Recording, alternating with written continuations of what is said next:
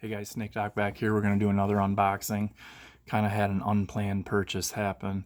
I've been watching some videos from the Mike Papakilo channel. I think he calls it MPK 1414, but the channel name is Mike Papa, Papakilo.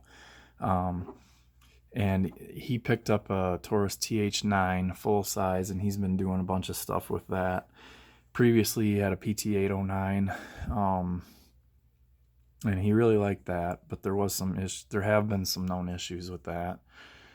I have seen some issues with these as well. I've seen where trigger turn springs are breaking, and then if you watch Mr. Guns and Gear, the bald guy that does a lot of gun videos, he had a firing pin break after like 1,100 rounds. He had the tip of the firing pin break, and Taurus sent him a replacement gun. So let's see what I have here. So this is the plastic case. It's got, if you've watched an unboxing on these before, it has the foam insert that's not held in. There's the manual, the bag that the gun comes wrapped in. It has the cutout for a rod that they don't give you, which is ridiculous. Not that I would use it, but still don't put the cutout there and tease people. And then we have Metgar magazines. These are 17-round magazines. And this is what would be formerly the key lock thing. But this doesn't have the internal lock on it. So what this is, a tool that you can possibly use to push out your back strap pin. And then it has a little screwdriver tip on one of them so that you can adjust the sights, because the sights are they're both held by a set screw, and you can slide them around. This happens to be the gray frame version. It's very difficult to see that it's gray unless it's in direct sunlight. It's extremely dark gray. It's not a light gray at all. And then we can see we have a chamber flag in there, so let's get that out and we'll know that the gun is clear. So that just fell out the mag well, and then we can see we have no magazine in there, so there's no ammo in there. We can probably go ahead and take this off because we don't need to have that in the way. And so, it is better than a cardboard box, right? So it's a plastic case. It has decent clips on it. Let's show you the clips. And a little bit difficult to work the clips. You have to really make sure the box is pushed all the way down tight, and they really take some effort to snap shut. It comes with a magazine loader, and then inside the magazine loader there are your extra back straps. I'm sure most guns ship with a medium installed, so I'm going to say that's what this is. The back strap appears to be black, where the frame is a slightly different gray. It's a really deep charcoal gray. This is a fully ambidextrous gun for those of you that aren't familiar with these. So you have a slide release, slide stop, which is on both sides, and then you have a safety decocker. Safety can be engaged in the single action and decocked to double action. You can still run that, and it locks up the slide, so you cannot actuate the slide or maneuver the slide or manipulate the slide when the safety is on. You can go into this, you can fire a double action fire mode, and that is not bad at all. I've seen some where it's real stagey and everything, but this is really lighter and smoother than I had anticipated. That's my first time actually trying the trigger on this since I picked this up yesterday. We have a 2-slot Picatinny rail. It is a true Picatinny rail. It is not a curved type like the SIGs. So it is a flat here. It should be able to handle most of your accessories. Has really subtle finger grooves on it, very reminiscent of a HK-VP9. And a lot of guns are putting these on now with this nice subtle tech. You know what that really reminds me of is the Springfield XD Mod 2. That's what that looks like, more so than the VP9. It has an excellent ergonomic feel on it. It has a really nice beaver tail on it. And then for a hammer-fired gun, the slide rides pretty low to your hand compared to even like the SIG P320. The beaver tail's like way down here, and the slide sits really high on it. For a hammer fired gun, this really sits pretty low in your hand. So that's kind of cool. That should help mitigate some of the flippiness that you'll get sometimes. Uh, we're gonna put the hammer back, and slide really is easy to operate as long as the hammer's back. Let's go ahead and put it down and see how hard it is to cock it. It's still pretty easy. There is no front serrations on here, but you can see I'm just pinching it. And this isn't like a super slick finish. It's kind of a matte bluing. So it's easy to grab a hold of this and really work that slide. So is that a positive thing? It is if you're weak, if you have weak hands or arthritis or anything like that. Does that make me wonder if the recoil spring is too light? I don't know. Probably not, because you still have to overcome the hammer spring too, because every time it comes back, it's, you know, you're cocking that hammer, because the hammer is going to be down striking the firing pin. So that's kind of showing up as silver. That it's not. It's black. It's just it's catching the light from above. So that is a uniform finish on that. It's just that the angle that's caught on that is catching the light that's above me. We have a flare on 3 sides of the magwell, which is nice. There it says 9. I don't know if that means that this frame is for 9mm. Maybe it's a 6. I don't think the 40 cal frame is any different. This is offered in 40 caliber, and I thought in one of the videos I saw a guy swap the slides and everything, and the ejectors and everything were the same. So not sure. That roll pin is what you have to push out to swap the back strap. This roll pin is holding in some of the trigger components or some of the fire control units that are inside. Let's take a look at the single action trigger on it.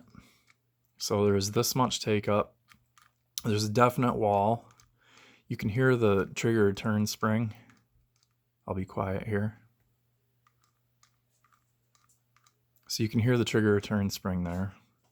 And then we'll push through the wall here. You can see that's just kind of my finger. I can't really feel that trigger moving right there. So I think that's kind of just the meat of my finger pressing into it. We're at a definite wall here, and let's see. So a nice break on it. Let's activate the slide and see. Okay, that should be the reset. Let's see. Yep. So it doesn't have the double click reset that some people were complaining about. It sounds funny a little bit. Listen. Here goes. But it's oh, see there, it was fake. Oh, I didn't run the slide.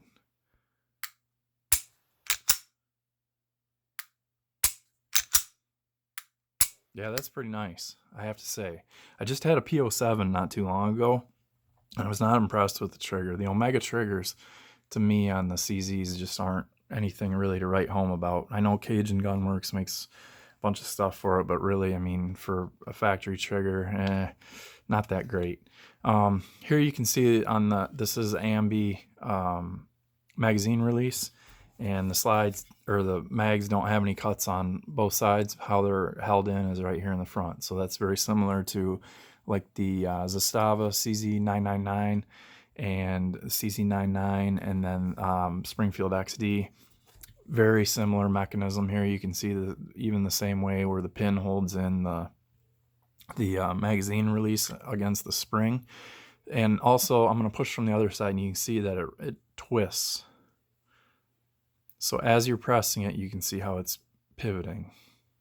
Watch the check ring on there, and you can see that. So it's stiff. They probably could have done a little better job on the weight of that, but you're not going to drop a mag accidentally. I would say that would be pretty difficult. Let's go ahead and take the top off, I guess, on this thing.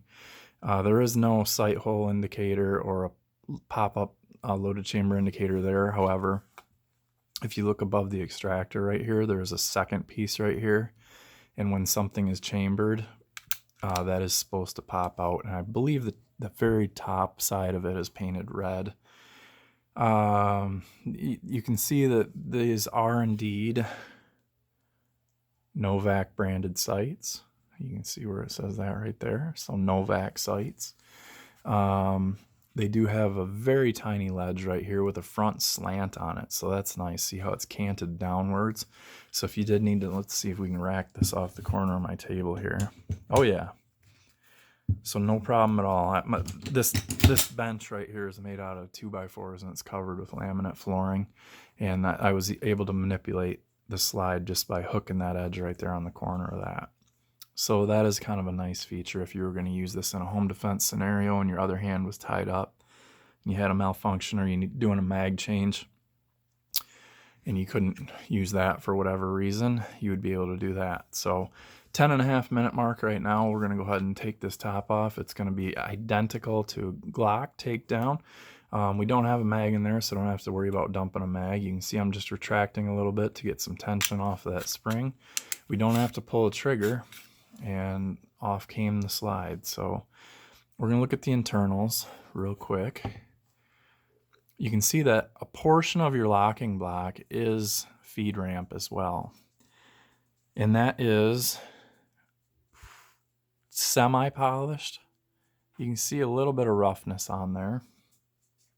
You have a nice thick ejector, and there is definitely an angle cut to that, and that says 9-40 on it, so that should tell you that you should be able to run a 40 caliber top on there, that there's no difference in there where it's going to interfere with your back plate or your opening on the back end of your slide. There you can see also, these are a 3-dot sight configuration, so I'll be blacking out the rears and putting some fluorescent on that front dot. That's just my preferred sight picture. If you notice on the back, look at the difference in how bad that paint job is on that. This left dot is either dirty or extremely dull and poorly painted. This one is nice bright white, and then the front one is not that great either. So back to this really quick. We'll move on. I'm going to try and make this under 15 minutes. We have a spring that is going to hold your slide lock. This is the slide lock takedown lever. This is ambi, and you can see that by moving one side, it is wrapped around and it's moving the other side too. This little tab right here is what activates on a magazine, so we'll stick a magazine in there and show that that indeed pushes that up, and we'll dump the mag and watch it drop. So there you go there. The safety,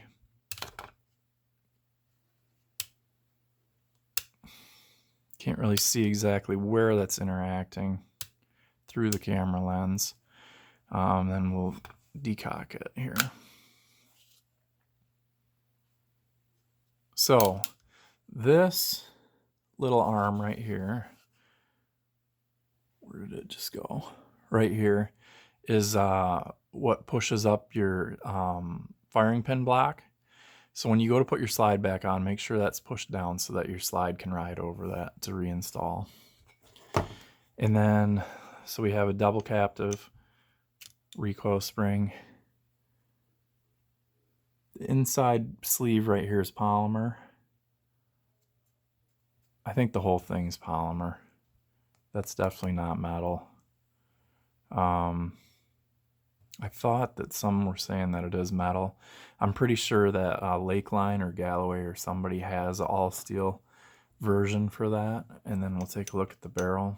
There it says TH9, and then there are some numbers on there. And looks like some, yeah, that's grooving. Not sure why they would do that. Not sure what the purpose of that is. And then just some wear marks from test firing.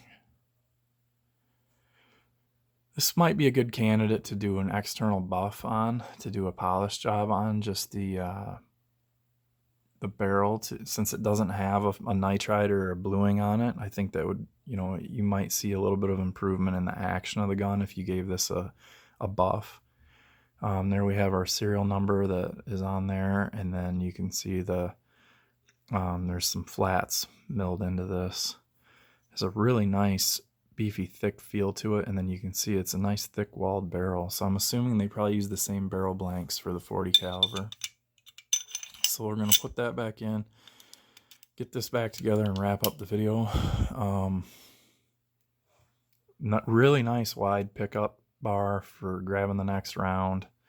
And here, back here is our firing pin block that's spring loaded, and that seems to move pretty good in the channel. So I don't really see, it's kind of an odd shape too. It's not something like on a Glock where it's round and M&P where you can chuck them up in a drill and spin them against some polishing compound and smooth things up. This is kind of an odd shape. So 4 slide rails that are interfacing front and rear. We'll make sure everything is down, out of the way, and then we're back together. You don't have to do anything spectacular with that. I'm going to show you real quick. I know that's going to work in the Safariland holster that I always show you guys, but I did pick up a holster off Amazon for under $8 shipped, and it's another one of those, I'm telling you guys, you have to always look for Tagwa. The holsters, for whatever reason, are always cheap. They always close out a bunch. So it's a Serpa style. It's actually very similar to the SIG Rototac holsters that you see, where it has a locking mechanism with a finger release on it. It comes with a paddle installed. It's a roto paddle. You loosen that up by sticking your Allen wrench that's included in here right through there, and then you can rotate that 360 degrees in any one of those teeth positions. So pretty much infinitely adjustable. This happens to be for the PT809, which is the predecessor to this gun. They're almost identical, so it's going to work no problem. And then there's an adjustable double belt loop that also comes with it, so you can run paddle or belt. For a range holster, I always prefer a paddle, so I can switch them to whatever guns I brought with me for that session. So there we can see right down here is the mechanism that is going to grab a hold of the front of the trigger guard and keep retention on this. So positive click in there. It's not coming out until we press that, and then it comes out, and we can see it doesn't really do any frame or any finish damage or anything like that. There's some residual oil on this that's kind of throwing some like a fingerprint and stuff right here, but so there you go. You know, if you go on Amazon right now, type in TAGUA space either PT809 or just 809, and then this should populate. I think I paid like $7.30 plus some tax for it, and it was Amazon Prime, so it was free shipping, so like $8. I figured, what the heck, I knew this would fit in that Safariland holster, but I figured if I could get a specific one, I always kind of prefer a specific more than a universal. So come on, focus. There we go. So hopefully that was informative for you guys. The weather's kind of awful here right now, so I'm going to try and get a shooting video on this before winter kicks in, and let you guys know how this thing performs. So thank you guys for watching. Always shoot safe.